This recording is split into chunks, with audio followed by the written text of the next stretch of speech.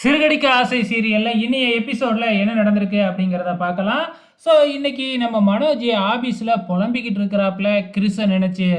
அப்போ இந்த ஜீவாவும் நம்ம மனோஜோட மொட்டை ஃப்ரெண்டும் வெளியிலேருந்து எட்டி பார்த்துக்கிட்டு, ஏன் இப்படி புலம்பிக்கிட்டு இருக்கிறாரு, பேசாமல் ஆஸ்பத்திரிக்கு அழைச்சிக்கிட்டு போகலாமா அப்படின்னு பேசிக்கிட்டு இருக்கும் பொழுது ரோகிணி வந்துடுறாங்க. ரோகிணி வந்த உடனே என்ன எட்டி பார்த்துக்கிட்டு இருக்கீங்க அப்படின்னு கேட்கும்போது, இங்கே பாரு பாஸ் எப்படி புலம்பிக்கிட்டு இருக்கிறாரு அப்படின்னு சொல்கிறாங்க. அதுக்கப்புறம் ரோகிணி உள்ளார போயிட்டு, மனோஜ் என்னாச்சு, ஏன் இப்படி புலம்பிக்கிட்டு இருக்க அப்படின்னு சொல்லி கேட்குறாங்க. இல்லை, எல்லாம் வந்து பார்த்தீங்கன்னா பிஸ்னஸ் எதிரை பற்றி தான் நினச்சிக்கிட்டு இருக்கேன், எதிரியை பற்றி தான் நினச்சிக்கிட்டு இருக்கேன் அப்படின்னு ரோகிணி கிட்ட பொய் சொல்கிறாப்புல. ஆனால் மனோஜ் வந்து புலம்பிக்கிட்டு இருக்கிறதே கிறிஸை பற்றி தான் புலம்பிக்கிட்டு இருக்கிறாப்புல. இப்போ ரோகிணி உடம்புல தானே கல்யாணியோட ஆவி போகுது, அதனால் பயந்துக்கிட்டு ரோகிணி கிட்ட அதை சொல்லவே இல்லை. அதுக்கப்புறம் என்ன, நம்ம ரோகிணி வந்து மீனா ஃபோன் பண்ணியிருந்தாங்க, இன்னைக்கு நம்ம 2 பேரும் போய் தான் கிறிஸை ஸ்கூல்லேருந்து அழைச்சிக்கிட்டு வரணுமா அப்படின்னு சொன்ன உடனே மனோஜ் இருந்துக்கிட்டு, நம்ம எதுக்கு போய் அழைச்சிக்கிட்டு வரணும், அதெல்லாம் முடியாது அப்படின்னு சொல்கிறாப்புல. அதுக்கப்புறம் திருப்பியும் கல்யாணியோட பேய் பயம் வந்து, சரி வா போய் அழைச்சிக்கிட்டு வருவோம் அப்படின்னு ரோகிணியை கூட்டிக்கிட்டு ஸ்கூலுக்கு போகிறாங்க.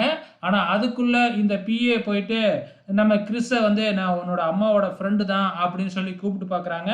ஆனால் நம்ம கிறிஸ் வந்து நம்பவே இல்லை. ஏன்னா ஏற்கனவே இப்படி சொல்லி தானே கிட்னாப் பண்ணாங்க, அதனால் நம்பவே இல்லை. அதுக்கப்புறம் வந்து பார்த்தீங்கன்னா, கல்யாணி தானே உங்கள் அம்மா பேர், எனக்கு எல்லாமே தெரியும், பாரு உங்கள் அம்மாவோட ஃபோட்டோ வேணுமாலும் காமிக்கிறேன், நாங்கள் 2 பேரும் ஃப்ரெண்டு தான் அப்படின்னு சொல்லி ஃபோட்டோவை காமிச்சதுக்கப்புறம் தான் கிறிஸு கிளம்பி அந்த பிஏவோட சேர்ந்து காரில் ஏறி போயிடுறாங்க.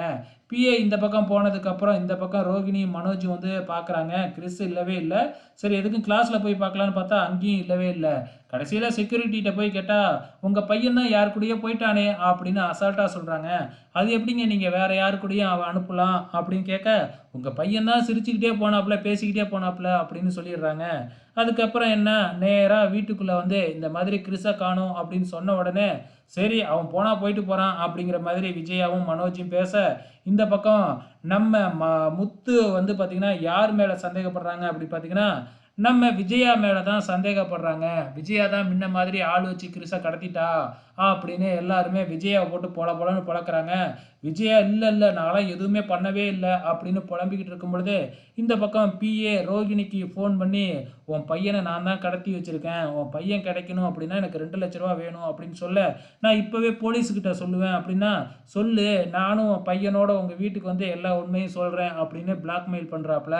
இதுக்கப்புறம் என்ன நடக்க போகுது அப்படிங்கிறத பொறுத்திருந்து பார்க்கலாம்.